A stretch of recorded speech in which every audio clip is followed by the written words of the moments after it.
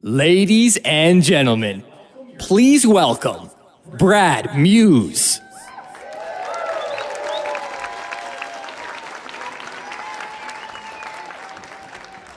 Hello, how's everybody? Awesome, this is going to be fun. I turned 52 next Saturday. Big 5-2. 52, it sucks getting old, hey? Guys, it does, it just does. So I go to the doctor, I'm like, all right, doc, turning 52, a couple of weeks, you got to get a handle on things here. I need a barometer, right? Because let me do the math. I've been out of shape now 52 years.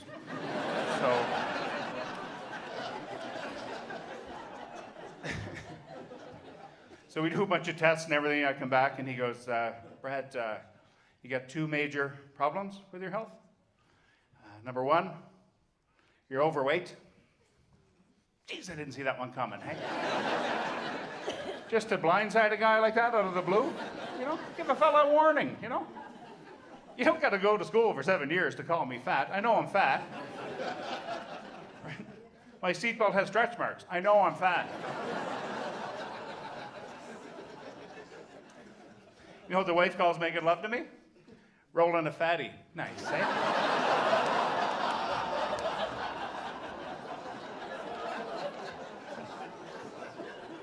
She's cute like that, the wife.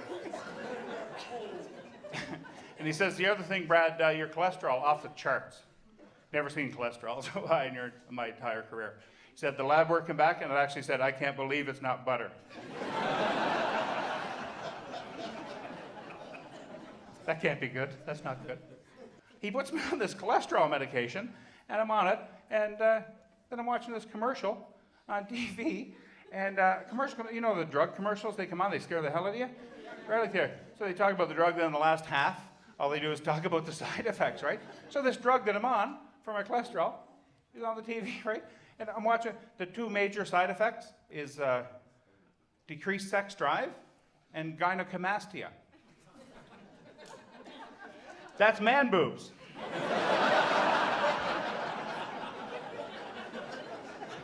That's nice, hey? My cholesterol perfect, and I can lick my nipples now, so that's nice.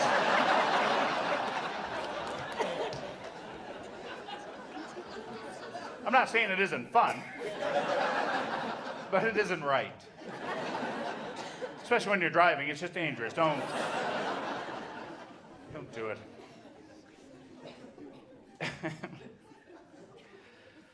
Oh man, yeah, that's right. Decreased sex drive and gynecomastia. That's what my marriage needs, eh? Another person with breasts who doesn't want to have sex. That's awesome.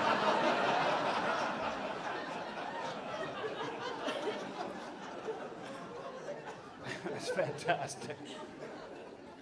So he says to me, Brad, you're turning 52 here, so I got to tell you, you're going to have to start screening you every 2 years for colon cancer. Right? And I'm like, okay, whatever you got to do, man, just do it. What's involved with that? You guys know, okay? I did not know. He goes, well, Brad, what you do, very simple test you do in the comfort of your own home. I'm like, that's awesome. I love simple tests, and I love the comfort of my own home. Well, what could this be? He says, well, Brad, what you do is you collect, I'll give you this kit. You collect a couple of stool samples. You bring them to the lab, you drop them off, then I check everything out, and we'll see how you do. I'm like, what are you talking about? What? It's like stool, what? How do you collect what? And I'm like, what? How do I do that? And he goes, well, Brad, as I said, simple test you do in the privacy of your home. What most people do is they'll take a bowl, put it in the bowl. You're following me here? You do your business, lands in the bowl, take some samples of that, put it in the kit, send it off. This is not simple at all. What are you talking about? First of all, not simple, because never in my life did I ever think I would have to rank my bowls favorite to least favorite.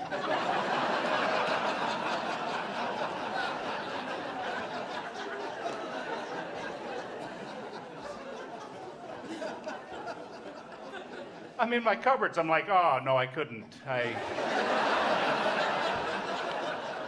Oh, no, we got that in Maui. I couldn't.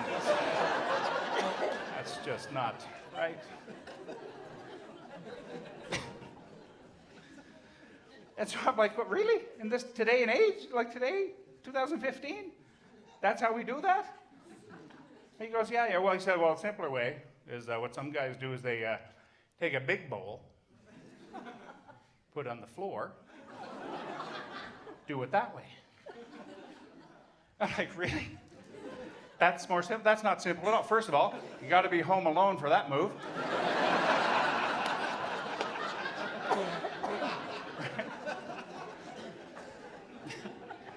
Seriously, the wife comes home, sees me taking a dump in her mother's mixing bowl on the kitchen floor.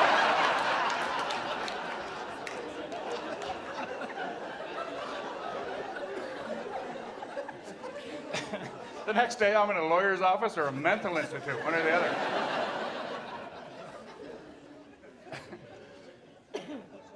And you can't do it in front of your pets. Or you have to be totally alone, because my dog would be looking at it and be like, oh, asshole, this changes everything. Everything.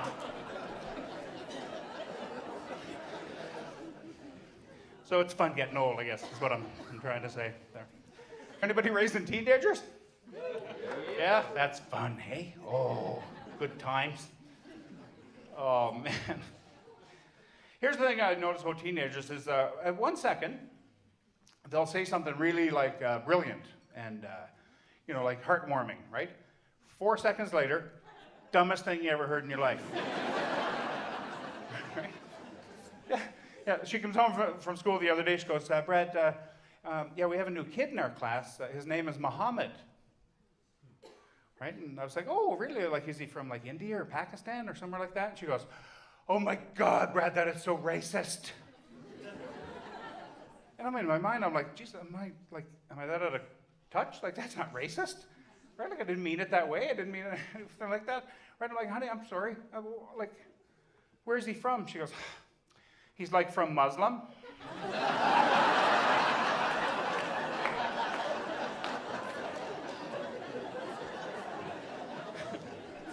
So I'm like, all right, you're not my barometer for racism anymore, you little dummy.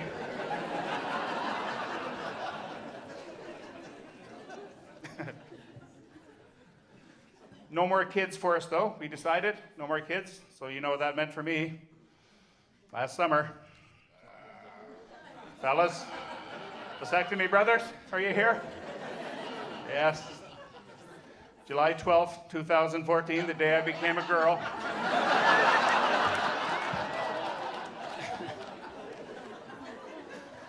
What a way to spend a day. Oh, I can't recommend it enough, fellas. Good times.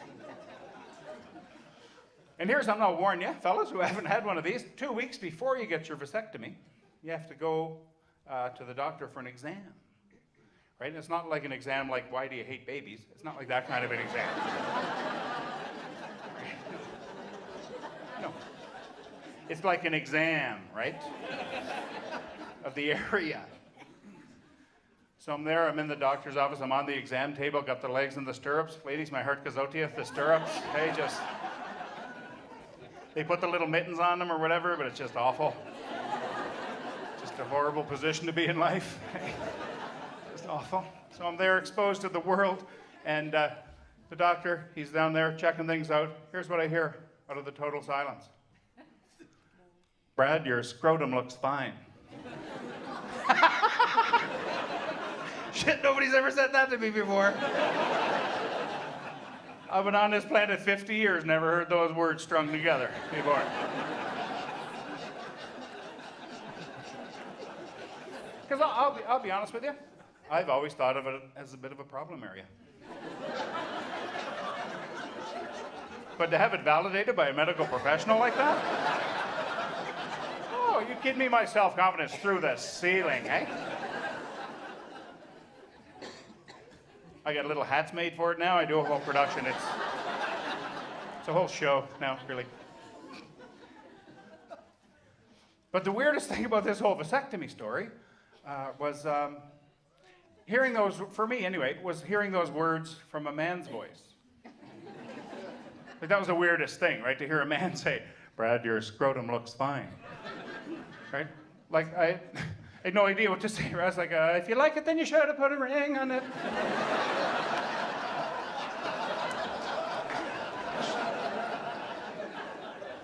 Well, folks, you guys have been an awesome crowd.